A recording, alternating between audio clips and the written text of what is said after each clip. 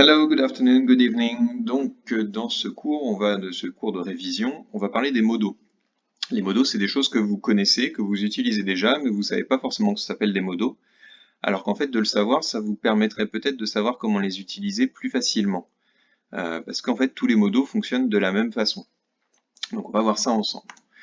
Les modos, pour expliquer, essayer d'expliquer simplement, imaginez qu'entre le sujet et le verbe, vous avez une série de mots comme ça et un bouton, et vous pouvez choisir en gros quelle nuance vous allez donner à votre verbe, quel sens vous allez donner à votre verbe, d'accord, à votre base verbale qui est juste après ici. Donc je rappelle, la base verbale, c'est le verbe tout seul, pas de to, pas de ing, pas de ed, pas de rien du tout, ok, juste le verbe, run, sing, dance, encore une fois, les trois mêmes exemples. Justement, là, ce que vous allez pouvoir mettre entre les deux, votre petite liste de mots parmi laquelle vous allez pouvoir choisir, va vous permettre de nuancer votre verbe et de dire si vous pouvez danser, si vous allez danser, si vous pourriez danser, etc. Et donc, la plupart du temps, bon, même tout le temps, ces modos fonctionnent de la même façon. Ce sera dans la même structure. Donc c'est pour ça que de connaître le fait que c'est un modal, ça peut vous aider à fabriquer des phrases plus facilement. Alors, cette liste de mots là qu'on peut utiliser, qui s'appelle les modos, on va les décrire ensemble.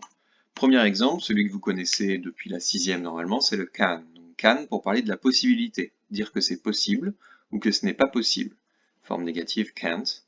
Donc c'est possible ou c'est pas possible. I can play the drums, je peux jouer de la batterie. But I can't play after 8, mais je ne peux pas jouer après 8 heures du soir. Ce qui est possible ou pas possible. Le deuxième modal que vous pouvez choisir, c'est could ou couldn't à la forme négative. C'était possible ou c'était pas possible, parce que could, c'est le prétérit de can. Quand j'étais en vacances, when I was on holidays, I could sleep more. Je pouvais dormir plus. Donc là, c'est la possibilité, et c'est au passé. Je pouvais dormir plus.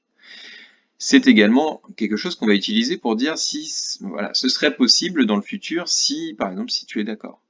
Maybe we could ask her. Là, par exemple, on demande, peut-être qu'on pourrait lui demander. Donc on propose de demander, mais à la condition que la personne qui est en train de parler avec nous dise « Ok, allez, on y va ». Donc maybe we could ask her. C'est quelque chose qui serait possible dans le futur, mais il y a une condition. Troisième, may ou may not. Là, il n'y a pas de forme contractée. Une chance sur deux. Là, je vous mets deux exemples. Exemple qu'on retrouve assez souvent, may I help you? Si vous allez dans un commerce, la personne qui tient le commerce pourra vous demander may I help you? La personne qui est en face de vous vous offre son aide et, avec politesse, ne s'impose pas. Une chance sur deux qu'elle puisse vous aider. May I help you? Ou he may have seen her. On fait une supposition, rien n'est sûr du tout. Peut-être qu'il l'a vue, peut-être qu'il l'a pas vue. On ne sait pas. Une chance sur deux. Donc ce may qu'on met entre le sujet et la base verbale. Could, pareil, qui ira entre le sujet et la base verbale. Can, entre le sujet et la base verbale. Un autre exemple, might. Une petite chance. Okay, c'est plus faible que may. Might, qui va devenir might not en négatif. Donc une petite chance, he might be guilty. Encore une fois, on l'a mis entre le sujet et la base verbale. Exemple suivant, shall.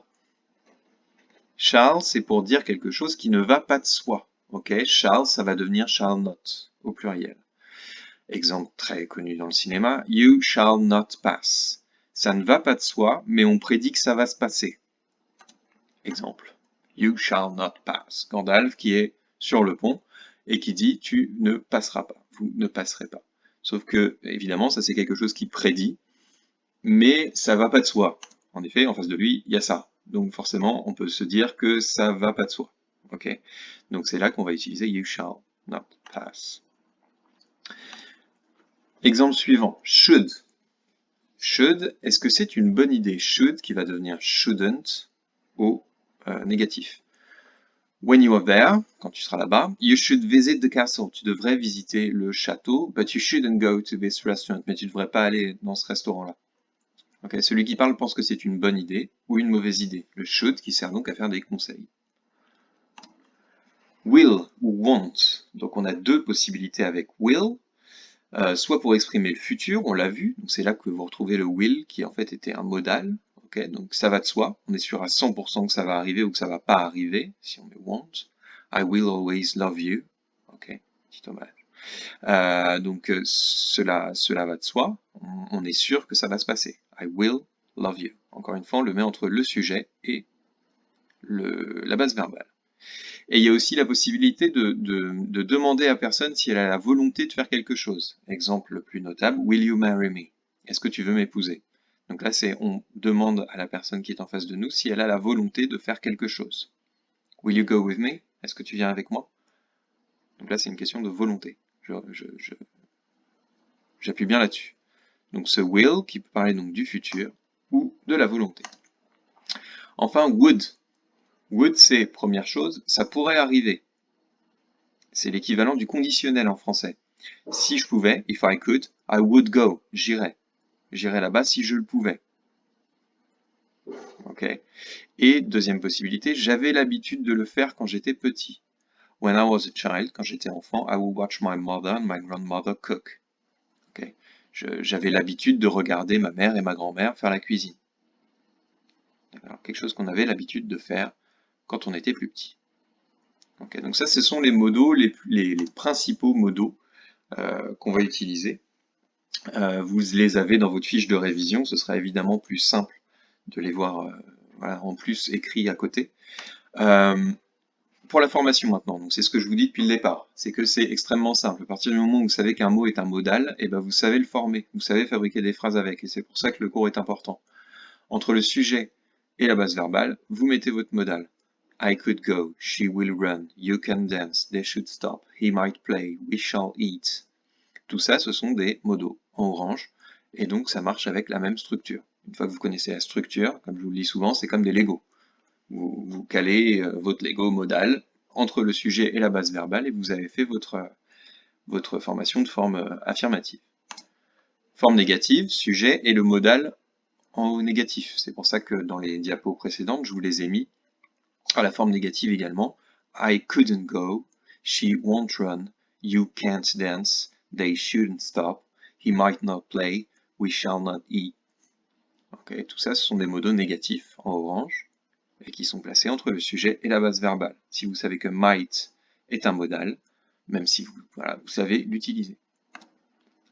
Forme interrogative, comme d'habitude, on prend la forme affirmative, on inverse le sujet et le modal, modal, sujet, base verbale. Could I go? Will she run? Can you dance? Should they stop? Might he play? Shall we eat? Encore une fois, en orange, les modaux. Plusieurs petites précisions maintenant. Il est interdit de mettre deux modaux dans la même phrase, à de très rares exceptions. Généralement, c'est des dialectes régionaux où vous aurez peut-être parfois que deux modaux dans les mêmes phrases. Bref, vous ne devez pas apprendre les dialectes régionaux. Admettons que vous devez dire une phrase avec must et will, vous n'aurez pas le droit de mettre I must will go. J'aurai l'obligation d'y aller dans le futur. I will must go. Non. Ok. Pour ça, on a fabriqué des formes de substitution. Pour can, on a inventé il s'est développé be able to pour remplacer can. Pour can, la permission, on a inventé le be allowed to. Pour must, l'obligation, have to. Ce qui fait que si on veut parler d'un futur et d'une capacité, capacité can, on n'a pas le droit de dire will can, mais on pourra dire will be able to. I will be able to go there. Pareil, on n'a pas le droit on pourra du coup parler d'une capacité, mais au passé. I was able to. En utilisant cette forme-là à la place de can. Pour le can, pour la permission, vous aurez be allowed to, être autorisé à. Donc là, vu que vous ne pouvez pas dire will can, encore une fois, parce qu'on n'a pas le droit de mettre deux modaux dans la même phrase, vous pourrez utiliser be allowed to, I will be allowed to, ou au passé, I was allowed to. Et le must pour l'obligation, vous pouvez le remplacer par have to. Et là, vous pouvez du coup le mettre au futur. I will have to. Ou I had to. D'accord? Enfin, je vous dis d'accord, c'est par habitude, mais en vrai, vous pouvez pas me répondre. On continue. Donc ça, c'est interdiction de mettre deux modaux dans la même phrase. Donc on a fait des formes de substitution qu'il va falloir connaître pour pouvoir parler de modalités comme l'obligation, la permission ou la capacité au futur ou au passé. qu'est-ce que j'aimerais vous avoir en classe pour vous expliquer ça beaucoup mieux, mais voilà. Les quasi-modaux maintenant. Jeu de mots d'un niveau assez impressionnant. Alors, les presque modaux, les quasi-modaux, ça marche comme un modal, ça ressemble à un modal, même si c'est pas vraiment un modal. Ok, vous voyez qu'un modal, généralement, c'est un seul mot. Là, vous voyez que vous avez need to et ought to. Ok, ou don't need to ou oughtn't to. Donc, need to, ce sera utilisé pour dire si c'est nécessaire ou pas, et ça va fonctionner comme un modal, sujet d'un côté, base verbale de l'autre, et les mêmes structures que ce qu'on a vu juste avant. Ought to, pour donner un conseil d'amis, genre, je sais pas, votre ami revient d'un grand trajet en avion, ah, you ought to get some sleep. Faudrait vraiment que tu ailles dormir un peu, là, parce que tu es vraiment crevé. Conseil d'amis. You ought to, you oughtn't to. Ok. Et qui va marcher pareil avec le sujet et la base verbale de l'autre côté. Ça fait beaucoup d'informations. Ok. Ça fait énormément d'informations. Donc si on revient au début, vous voyez que en gros c'est ça que je voulais dire entre le sujet et la base verbale. Vous mettez un certain nombre de mots qui vont vous permettre de nuancer votre propos et de dire clairement ce que vous voulez dire. She eats. Ok. Voilà, vous avez she eats au présent, elle mange, ou I eat, ce sera plus simple, je mange. I can eat, je peux manger. I will eat, je vais manger. I may eat, il y a une chance sur deux que j'aille manger. I might eat, il y a très peu de chances que j'aille manger. I could eat, je pouvais manger. I would eat, je mangerais si je pouvais. I should eat, je devrais manger. Okay? I shall eat, je vais manger avec une quasi-certitude, mais ça va pas de soi. Okay. I need to eat, j'ai besoin de manger. I ought to eat, il faut vraiment, enfin là du coup je me conseille moi-même, mais si you ought to eat, tu devrais manger, vraiment. Hein. You have to eat, tu dois manger. You're able to eat, tu es capable de manger, tu as la possibilité de manger. You're allowed to eat, tu es autorisé à manger. Donc tout ça en rajoutant juste des petits mots entre le sujet et la base verbale, on a créé une douzaine de phrases. Ok. Donc vous avez comme d'habitude la fiche de révision qui va aller avec, qui va résumer tout ça. Vous allez avoir également une série d'exercices, peut-être deux, sur Pronote, histoire d'être bien carré. Et comme d'habitude, on fera une classe virtuelle pour corriger tout ça et revoir tout ça ensemble. Ok, good luck, restez forts. Ça aurait vraiment été beaucoup mieux que je puisse vous expliquer ça en vrai. Or, je ne peux pas. Donc c'est pour ça qu'on fera la classe virtuelle aussi. Je pense qu'il y aura des questions et on pourra voir ça ensemble.